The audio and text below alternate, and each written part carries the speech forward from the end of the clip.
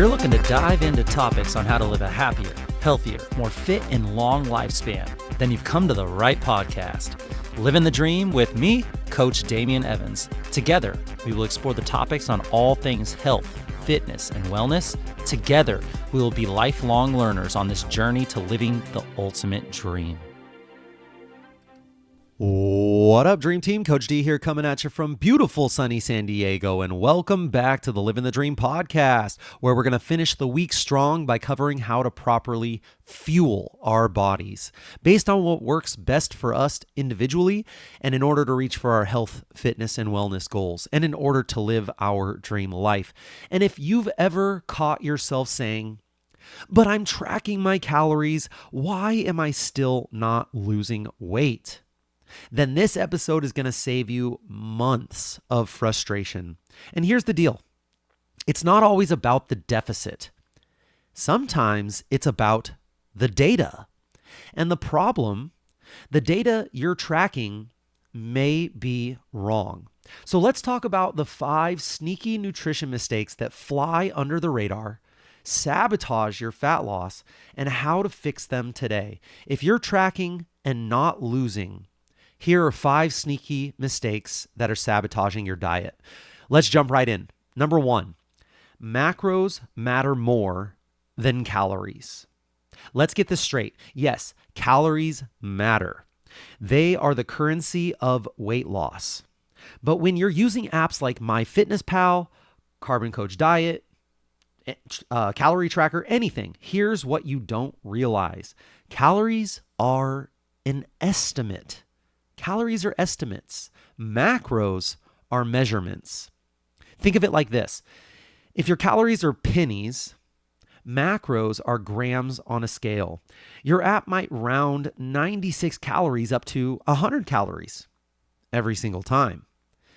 Now, if you multiply that by 17 food items a day, 7 days a week, you're accidentally off by hundreds of calories without even knowing it.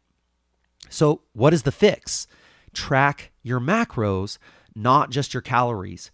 If you hit your protein, carbs, and fats accurately, the calories will sort themselves out. And we've talked about what your macro goals should be based on your fitness goals or your body composition goals. Number 1 is going to be your protein. If you can shoot for 1 gram of protein per pound of body weight or per pound of desired body weight, and then you can fill in the carbs and the fats based on what it will take you to get into a calorie deficit. Go back and listen to some of our episodes on how to track your macros and how to calculate your macros. And if you have any questions, please reach out. But macros matter more than calories, number 1. Number 2, net carbs. No thanks. This is a big one, especially if you're following low carb or keto trends. In MyFitnessPal or other apps, you might see net carbs minus the fiber. The problem is your body still processes fiber to some extent. And many net carbs, the products that say net carbs, are packed with sugar alcohols and filler junk. So think of it like this. Counting net carbs is like only counting the good swings in golf. You're cheating your score and you're not fooling your metabolism. So the fix, track your total carbs. Don't worry about the net carbs. Just track your total carbs. Fiber isn't a freebie. You're not a magical calorie burning unicorn. Just track it all and make sure that it's all standardized throughout your tracking. Number 3, earning extra calories from exercise. Big mistake. I hear this all the time. People that are tracking, they say, MyFitnessPal is giving me another 400 calories because of my exercise. So what should I eat that 400 calories of? Here's the sneakiest one of all. MyFitnessPal sees you walk 10,000 steps or you crushed a spin class and says, congrats, you've earned 500 more calories today. But that's like eating back your paycheck because you showed up for work. Exercise is for strength, stamina, and even things like mental health and sanity, not to earn your food back.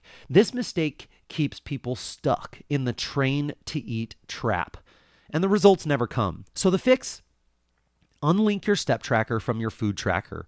Don't log your workouts in MyFitnessPal and stick to your nutrition plan, regardless of the workouts. The best way to do this is to try to remove as many variables as possible. So just track your calories, make sure you're hitting your calorie deficit. Don't eat back your exercise calories. Number 4, cooked versus raw. The scale swap sabotage. Let's say you weighed out 6 ounces of chicken. If that's raw, it weighs more than if it's cooked. Why? Because cooking removes the water, not the calories. So if you weigh it cooked, but log it raw, you're under eating on paper. And if you weigh it raw, but you log it as cooked, then you're overeating. So here's the fix. If you weigh it cooked, log it cooked. If you weigh it raw, log it raw. Simple as that. Pick one of these and stay consistent. I think you can see a theme here: consistency and standardization across the board. Pick one method, whether it's cooked or raw, weigh it and track it and stay consistent. And number 5, the last one here, logging random foods with no verification. This is the one that really hurts the most. You're doing everything right, but you're logging the wrong data. Think of MyFitnessPal like the Wikipedia for food. Anyone can enter anything. That one scoop of peanut butter might be 120 calories or 340 calories. Here's a quick story. I once had a client logging rice, but the entry said a half cup equals 80 calories. It turns out that was dry rice, not cooked rice. She was overeating by almost 300 calories a day without knowing it, just because of this one food item. So the fix? Look for the check mark icon. This means that it's verified as an entry. If you're unsure, scan the barcode on the food label, and when in doubt, create your own entry.